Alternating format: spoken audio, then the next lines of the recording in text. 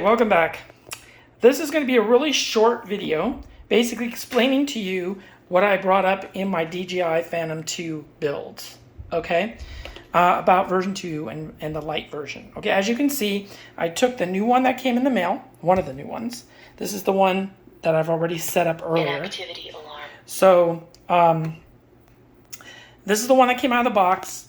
This is the power module from the box and the LED, because I'm testing these at the same time, okay? The only thing I'm reusing is the receiver and the OSD and the camera and the video transmitter.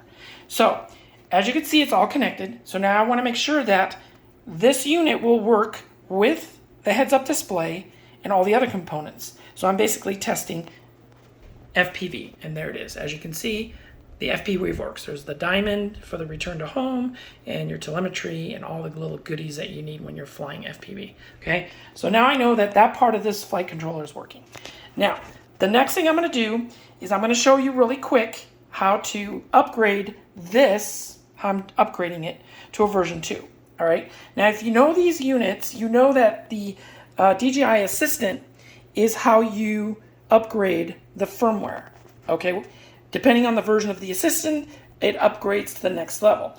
Now, the DJI version 2 firmware won't load on here unless you have the bootloader program, which forces the upgrade to version 2.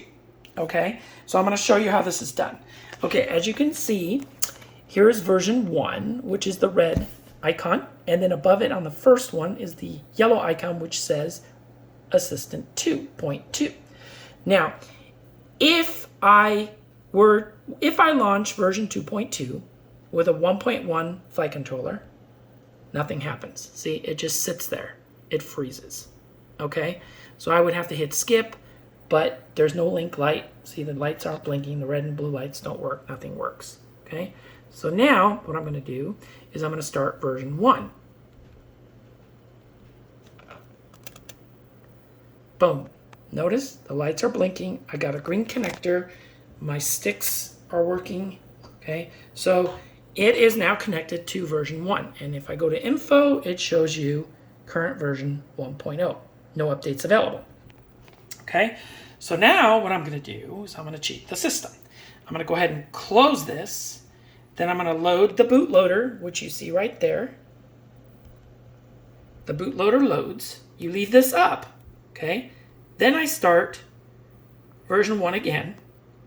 It opens up, and now it tells me DJI M Lite to version 2 upgrade project, okay? So now I'm going to click upgrade. It's going to say, are you sure you want to do it? I'm going to go yes. It's rebooting. As you can see, it's loading version 2.2 firmware. Boop, done. I'm going to click OK.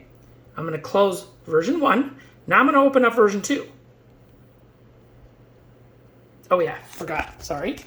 I need to reboot. So I'm going to go ahead and disconnect the power. Okay, bear with me. I'm trying to do this with 2 fingers. Telemetry. Rebooting. Okay. And I'm going to go ahead and close that. Now I'm going to start that up, and boop, pops up. It says calibration, advanced calibration, IMU, check, advanced. Say yes, yes. Now it may be too hot. Yeah, it's the MC module, because it's been on too long. It's too hot, so I need to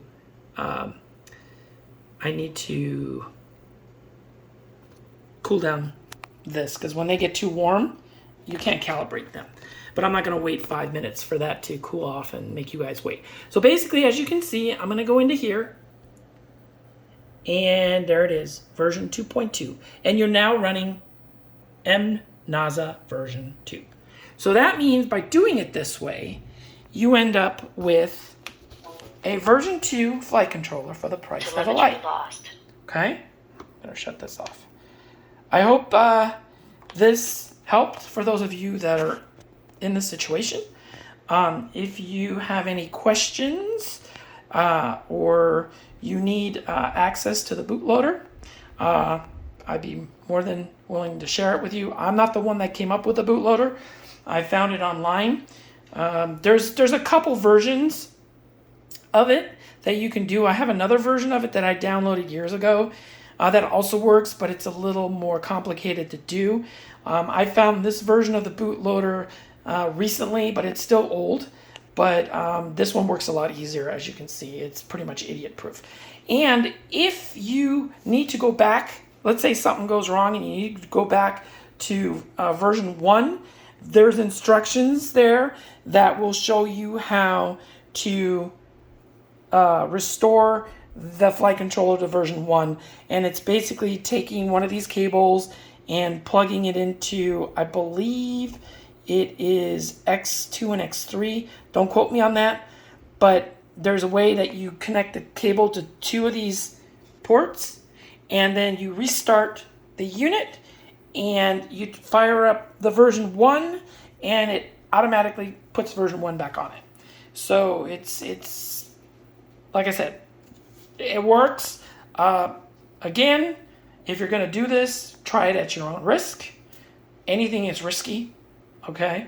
I cannot be responsible if it doesn't work or blows up your flight controller, but I have been doing this for quite a while, and I've, knock on wood, have had no problems with it. And you will definitely notice a huge performance increase in the light. It will fly, it'll basically fly like a version 2. That's pretty much all I'm going to say. And it also gives you some of the features that version 1 doesn't have will suddenly pop up in version 2.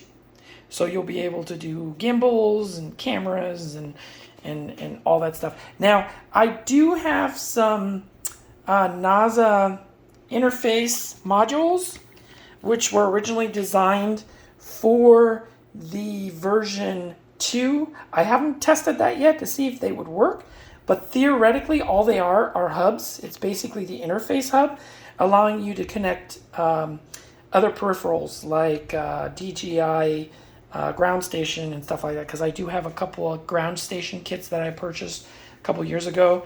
I've only used one so far that's built into my ground station briefcase, and then I have 3 other ones. I got them really cheap from somebody who was blasting them out brand new, didn't know what he had. I picked them up for $50 a piece, so I just bought all 3 of them and I tested them and they do work. So those are things you just got to keep an eye out there for good deals. But basically, hopefully this helps. This will save you a ton of money if you go this route. Then again, if you want, you can buy the NASA 2, and the NASA 2 will run you about, the lowest I've seen so far is 150 to 160. The highest I've seen so far, which is ridiculous, is $500. And don't buy it for $500. If you're going to spend that kind of money, buy a Pixhawk. Okay? The Pixhawk is way better. It's newer. It's got redundancies in it that this thing hasn't even heard of, because remember, these things were developed and sold during 2014 all the way up to 2015 or 16, I believe, was their lifespan as far as when they were new, and then they were discontinued. Kind of sucks though, because then they came out with an N3 version of something like this, but those things are $300-400. And the problem with those things is they have built-in restrictions. They use the internet to basically detect your GPS location, which then corresponds with Google Map. And then if you're within a restricted zone, within even though the FAA says you can't fly near an airport, say for example 5 miles from the nearest airport or whatever, which is understandable. To me, 5 miles is still kind of close, but with DJI, they kind of go above that. So it may double the distance from an airport or triple the distance, and you won't be able to fly. So the good thing about these old flight controllers is they're open, and you can pretty much do whatever the heck you want, and they have no restrictions. So like I said, but I am not telling you to go do something stupid just because they're not restricted. Remember, you mess up, you get caught, it's prison time, folks. No kidding. And you end up with huge fines. And the FAA, man, let me tell you, the FAA is worse than the IRS. Okay? Worse than the IRS, because they will throw you in jail so fast and throw away the key. Okay? Not worth it, guys. You know, and not only that, but if your stupidity ends up bringing an aircraft down, like a passenger airplane with 300-400 people on it, you got to live with that, bros. Not even cool. Okay? And not only that, but you're going to screw up the hobby for everybody else. Okay? And we don't need that to happen. Okay? You can enjoy this stuff, enjoy it, but please follow the rules. Okay? And don't be stupid, because you know what? Shit happens. Okay? Flight controllers can fail, GPS modules can go haywire, and you end up with a runaway drone, and you do not want to be responsible for someone's death or property damage or, you know, anything else that could happen with a runaway. Okay? So please do it right. Fly right. Okay? All right, guys. I hope this helped. And if you have any questions, I'm always here.